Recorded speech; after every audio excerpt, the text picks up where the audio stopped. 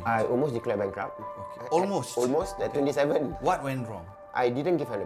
After the 3 years, it piled up almost to 150,000 loss that I need to clear. So I can't blame them. I can't blame them. I blame myself. So I told some of the supplier to, okay, I'm going to close down already my business lah. I said, bear with me lah. Give me some time to repay. So then after this 1 year mark, 27, I opened Malayan Council at 28. Within 1 year, you clear all those debts? Belum. That's why you need to listen.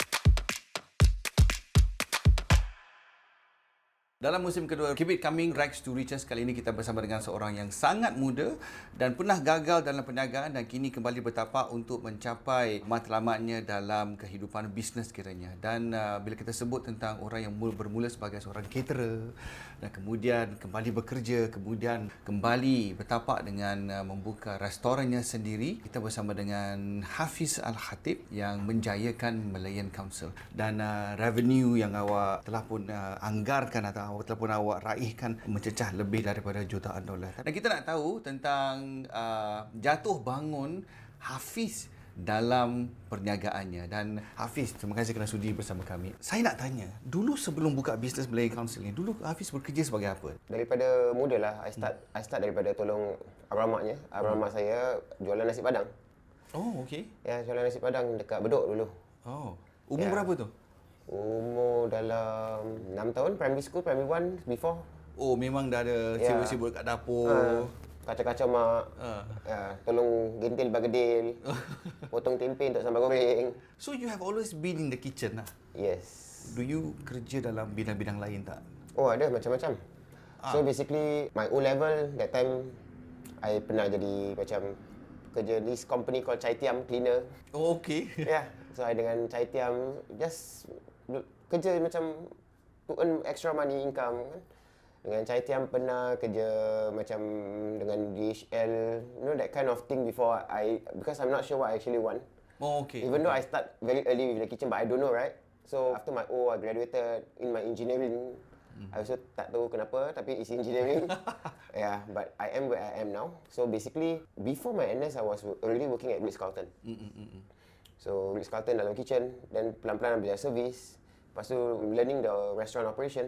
Right from below. Right from below. It's always easy to work for somebody else.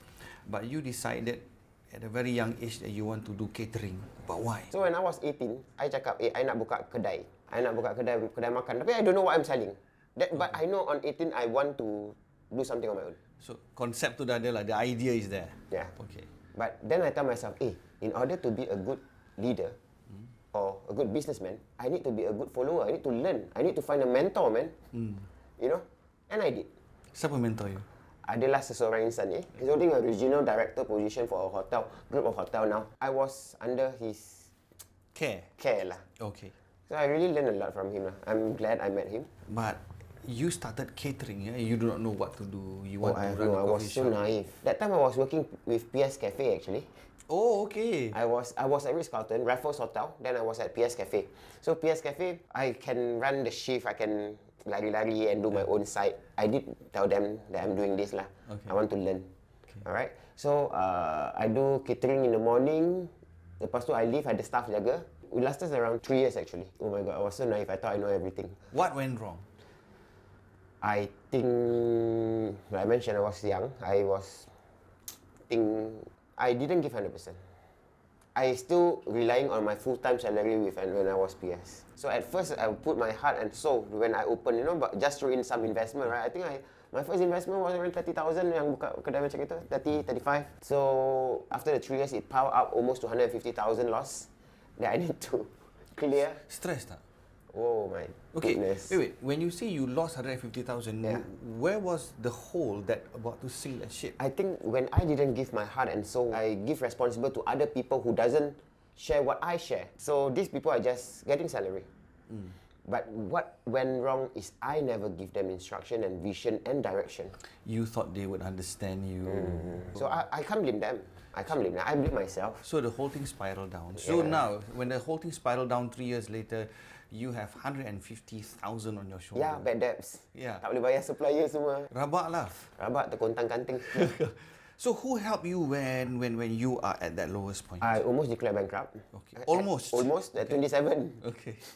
Muda lah bang. Yeah. So I told some of the supplier to, okay, I'm going to close down already my business lah. I said, bear with me, give me some time to repay. So I still with PS and gaji was okay. Okay. Gaji was good. I'm holding quite a good position. So I gather back, I slowly bayar. So then after this 1 year mark, 27, I open Malayan Council at 28. Within 1 year, you clear all those debts? Belum. That's why you need to listen. Okay. This is the story. So within 1 year, Yeah. when 1 year I think I managed to clear 1/3 probably. But that's still a lump sum. That's Yeah. still a lot of money. Yalah. Pernah tak kerja? No, I work extra part-time lah, mana-mana lah semua. How many hours you put in per day just to settle off those debts? Kalau orang kerja 12 to 16 lah. I still managed to get around 6 to 4 hours of rest. It's very important to me. I took my major degree when I was working full-time. So that point of time when I was schooling at 8, and then I work at Clarke Quay, there's this restaurant, a coffee restaurant that I work from 3 to 2 a.m. every day, just to support my degree. So I'm used to it, but it's worth it to me. The best part is when I learn and I do practical, I apply. Rather than some people academic but never practical, then when they come practical, then gabra. It was really challenging within that 2 years of that graduating, but I'm so glad that I went through that. It's a one-time go through. I won't go through that again. Yeah. So see, I am just a little bit puzzled. At 27, you lose 150. You tell them, hang on, I will pay you. But at 28, you open the first Malayan Council. Dekat mana tu? Kat Dunlop Street. Okay. So in order to set up that company, that cafe, you still need money to set up. Yeah. So there's money to set up, then there's utang to settle. So how did you manage that funds? Interesting, right? Yes. Alright. Very. Okay, so basically, this 27, I still was working with PS Cafe at that point of time. I decided to resign. When I decided to resign, I tell myself, okay, it's time, Hafiz. You got 3 years to hit it. My goal when I was younger, during my 20s, I tell myself that I want to be a millionaire but before 30. Or just nice before 30 lah. Sampai tak? Alhamdulillah, a month before. Oh, really? A month before. Okay. Interesting. Tell me. How so it was in transition kan? Utang, Malayan Council dekat Dunlop Street. How do you roll that money up and pay debts? Alright, so basically I got around 150 on debts when I was around 27. I closed the company, but remember, I still got my assets. I still got my, fixed asset, that the equipment that I purchased during my first investment. So I still got a payroll coming, right? I bank loan. Oh, okay. I took personal bank loan. I took 6 different bank. How much in total? 180. Okay, that's not much. It's around 30 each bank because like I mentioned, my gaji was quite off, and I never declared bankrupt. I'm glad I didn't. I'm so glad you didn't either. I'm glad. So I took, and it's all approved because of I think my credit was strong. I never owe anything. Pay or people what. on time. Yeah. Okay. So all the bank approved, very quick approved because it's personal. During that approval, I tell myself, Hafiz, now you got around 150 to 180,000, you know. You need to be disciplined, you know. Jangan belanja lah. Yeah, because maaf lah kalau ada orang kena macam ni kan terus diorang ke laut kadang-kadang. Betul. Diorang Kereta lah, rumah mau lah. pergi kasino ke, mau pergi tu maaf I told myself, okay, Hafiz, it's time. So I clear my debts. So you I still in debts around 80. So 180, you clear 80, tinggal 100, so you run Malayan Council. So that 100,000, I nak pergi buka kat Arab Street semua, tapi mahal sangat. Betul. Jadi I tak boleh. So I carilah tempat yang dekat dengan masjid. Sebab my first intention is that cafe mesti ada tempat musola. Okay. Tapi bila I realise with my budget tak ada tempat musola. Jadi I try to, why do I tap near to a mosque? That's my whole idea. I need to get something near to a mosque. Kali kebetulan betul-betul satu tenant ni keluar dekat Dunlop Street 22 tu. So I try. Masya Allah, it was a very bad situation. Very different. My kitchen item semua from old punya I bawa. Because I letak storage. Okay, I save. So you know when you come in, all the pallet, all the luar, kat luar kan ada dia punya outdoor semua pallet. Yes. I spent $3,000 on first hand pallet. Why not second hand? First hand because cantik. Okay. Because I want to do that on I nak buat table and chairs. Yang you duduk tu semua, kita lah yang ketuk. It's very minimal reno. I spend around 16,000 je. But I remember that concept until today, and I miss that. Kan? Yeah. Because it's a lot of hard work and that one. I buffer the own wood. Oh my goodness, I can satu tempat tu berabuk dengan tu. Ya So Allah. how many hours do you put in to set that up? Around 6 weeks, 1.5 months. So you mentioned just now when you talk about sacrifices, semua orang hilang. Who stayed? My family and loved ones lah. I think they give me moral support more lah. When I told my sister, Kak, I told my sister, Kak, I'm going to try my second try. Kau tak mau gila lah. She's being a very comfortable teacher, you know, teaching all her life, you know. She said, tak mau gila lah, siapa nak pergi settle kau punya nanti, kau punya ni semua, if you fail again. Tapi sister being sister, naik. Lepas tu, bila I already got the key, they tap me. I already saved 30,000 just in case. For you. Wah. But I never touch. I never touch. Sejuk tak hati? They love me, they care. They are not, they're telling me what I should expect if I fail. But I'm sure they want it to be successful lah. Yeah. So I told her, yeah, you can put that aside. I would rather you not letting me know because if not, I become complacent again. Like my first failed business. Without failing my first business, I can't be successful now. I learned a lot of blind spot on my first business. A lot. So how long did you run Dunlop Street before you realised you can expand bigger? 2 years. 24 months. So you make money on the first 24 months? No, I only make money on the 9 months. 8 months I was suffering marketing. People don't know Malayan Council brand. But people start to patronise the place, kan? Yeah. So after 9 months is. What did you do right after 9 months? I think people believe in the product, which I believe. I'm trying to convey to them. It's so hard to penetrate the market, but a lot of consumer trust in my brand. They help me social media. They help me posting. They come again. I also believe the power of giving very much sedekah. During that period? During that period. Masa tengah rugi pun you tak Kasih. give? Don't care. I just believe in apa my arwah mum cakap lah. I mean, less is always more. The way that she put it lah. Just the barakah. We need the barakah and the blessings as well. So, bila rugi, kan nak bayar pun tak cukup. How did you tarik and derma? Every payment that people purchase ada keuntungannya. Okay? Oh, to me. Okay. But what I did is I give back the percentage on, you know, the cakes on some entries. In other words also, in apa-apa yang customer spend on the bill also, I actually diversify that to help the orphanage ke atau orang, you know, orang-orang susah lah. Orang anak yatim. Jadi, you don't measure in totality lah. Maknanya bagi setiap meal tu, there will always be some profit and you tarik sikit, you kasih. Tarik sikit, so tarik sikit-sikit lah. Yeah. Can I say Dunlop Street saved you? Dunlop Street saved me and also educate our Muslim consumer on a better dining experience, insyaAllah. Now, let's talk about Dunlop Street first, right? Okay. Can you describe your shining moments dekat Dunlop Street tak? Shining tak shining sangat lah because that time I'm a bit messy because I was the one who taking order, lepas tu I buat air untuk orang tu, lepas tu I masuk kitchen. Lepas masuk kitchen, kalau I tak ada part time orang I tetap kena keluar hantar tu makanan. So, shining tak shining lah, but it was fun lah. It's what I want to do. Let's talk about from Dunlop Street, how did you expand? So, I'm very practical. So basically, I need to know whether I don't always jump like that. I need to know what can happen. You know, you need to measure there.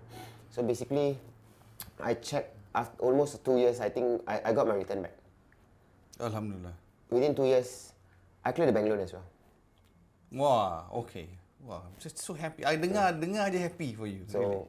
I got the bank loan and I got my ROI also. So it's time to make some real money. Okay. So it took me 24 months to be debt free. So once you are debt free, what was your next step? I make some money. Okay. So entrepreneurship, for those who planning to do it, in order to make money, you have to spend money. You need to burn lah. Yes, you need to burn, invest it. Yeah, but what should be the burn rate like? So probably I've got a buffer. With an excess of 400,000. Within 2 years, excess of 400. I got excess. Okay. So Terror kau ni. Alhamdulillah lah, safe. I got no time to spend. Okay. I was 7 days a week, 12 hours a day. I really got no time to spend, and I don't take my salary. Oh, okay. I don't take. I live with what I have, but I didn't spend all the 400. I spent 300,000 on Bussorah Street. So that was. And no loans. That was your next big move. Yeah. If it's loss is on me. I don't owe the bank. But when you look at Dunlop Street, right, then you look at how different Busra is, right? Why the change?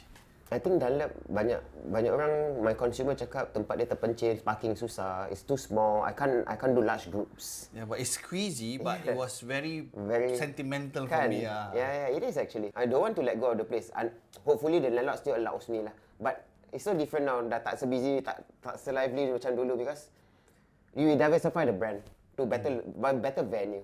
But still, people like you, Fiz, I want to go your Dunlop still. Okay, please.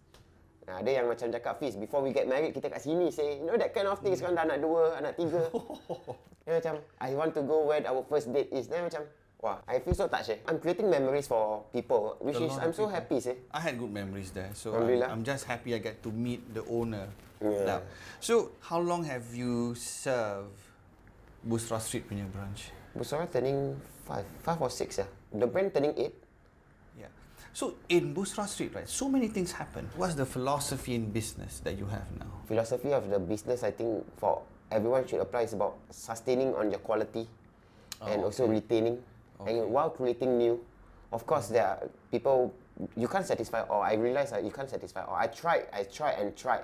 At the end of the day, sometimes I work so hard, but just because of one complaint, it can just demoralize me, everything there. Like, you know, I need a few hours to absorb and digest, and like, Hafiz, you can do better.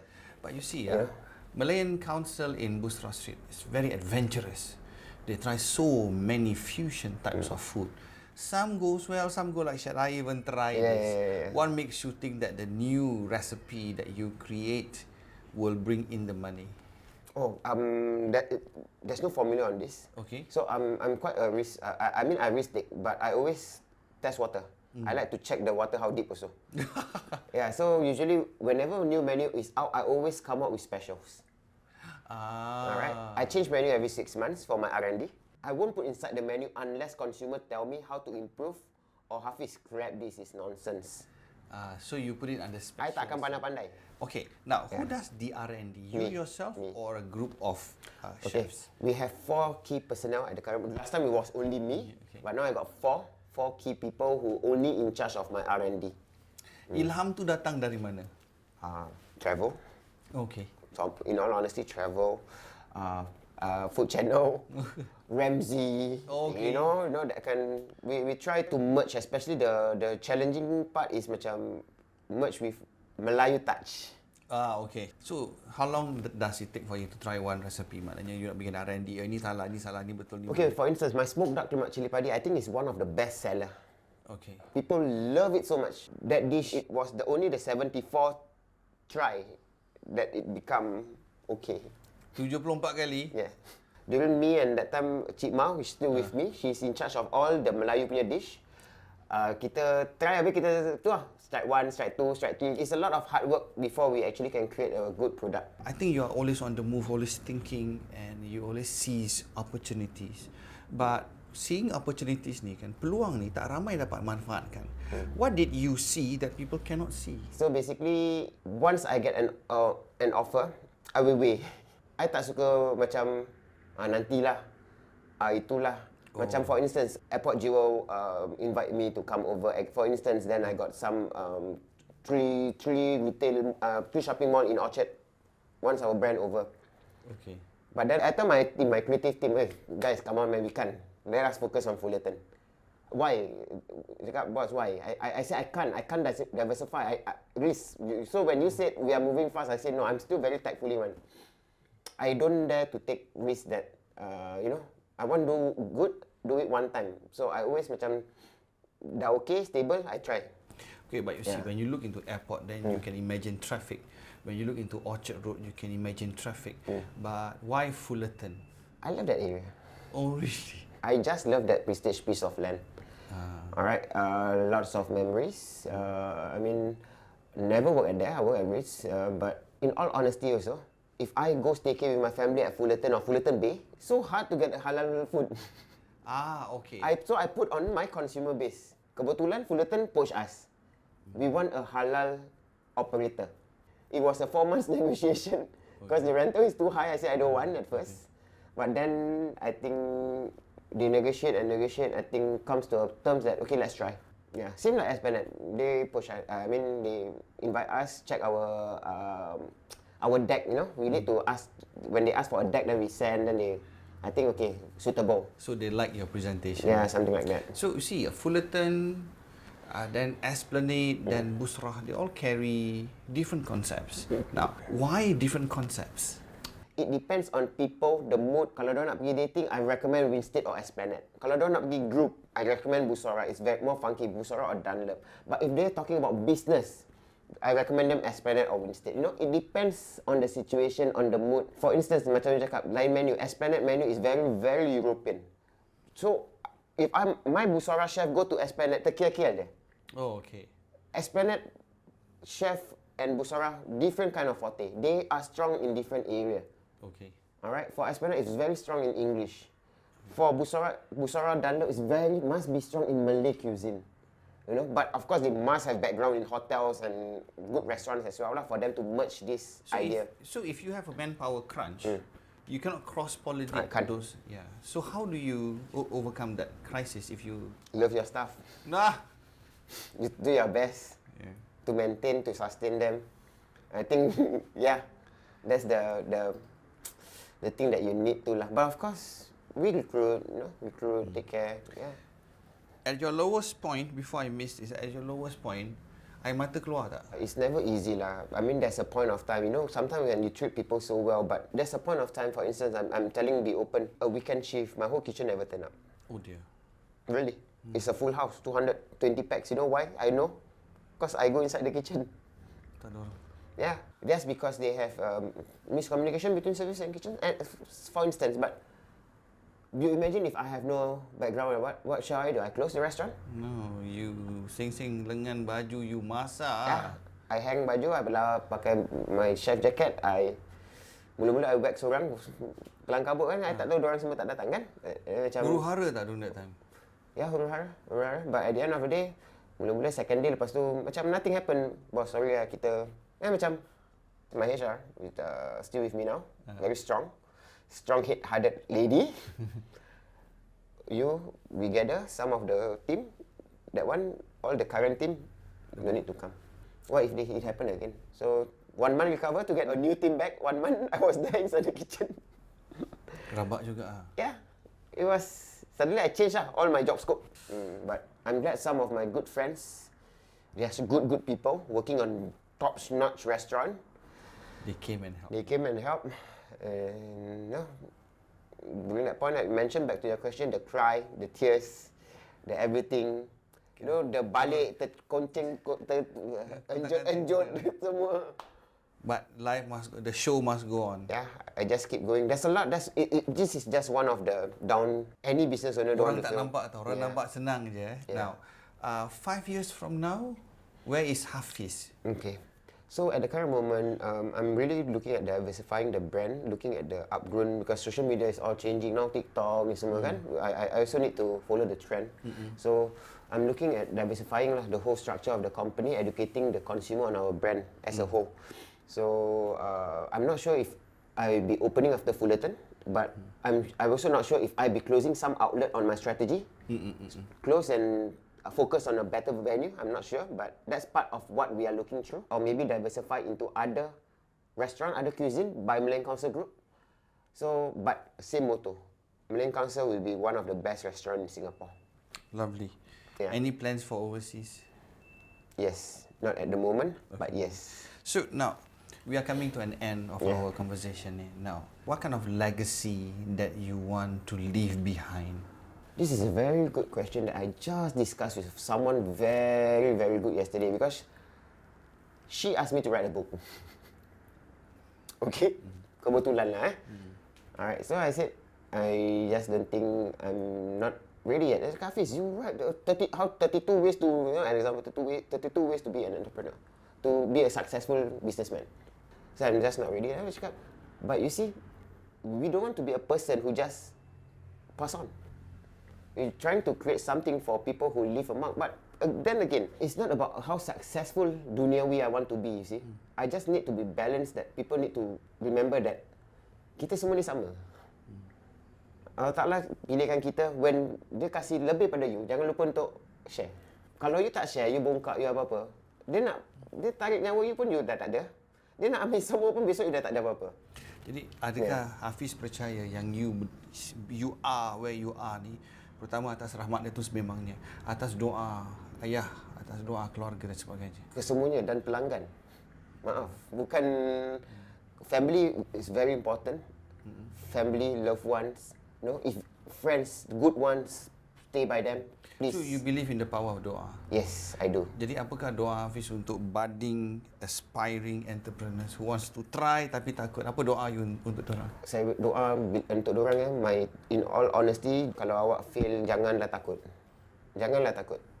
Embrace it. Mempelajari daripada kegagalan tu. InsyaAllah Allah Ta'ala akan nampak awak punya usaha. Dan mungkin insyaAllah dia akan tunaikan apa yang sebenarnya awak nak. Ya. Kami dalam Keep It Coming juga mendoakan yang terbaik untuk Hafiz. Allah, Dan saya sebagai pelanggan, saya minat sebab orang yang masak untuk saya tu jujur. Dia layan saya macam saya jiran sebelah macam dah besar. Saya tak kenal dia dulu. Tapi bila as you grow kan, bisa cakap, alamak, dia orang baik-baik. Hari ini, saya jumpa dengan tukang masak yang layan saya macam kawan jiran sebelah tu. And I'm so glad that you are here. My prayers are for you. Mudah-mudahan all the good things that you have done for people. Dan saya juga tahu dalam diam, Hafiz juga menderma sebahagian daripada apa yang ada tu, daripada pelanggan ni kepada orang lain. Jadi jadi pengantara, those who help people to help other people without even them knowing it. Dan mudah-mudahan bila dah berjaya kita dapat bantu yang lain. Amin, insyaAllah. Kami ucapkan terima kasih kepada Hafiz Alkhatib daripada Malayan Council. Mudah-mudahan apa yang dia lakukan ni akan menjadi sebagai satu wadah untuk kita belajar. This is where we end for Keep It Coming, Rags to Riches. Thank you for being with us.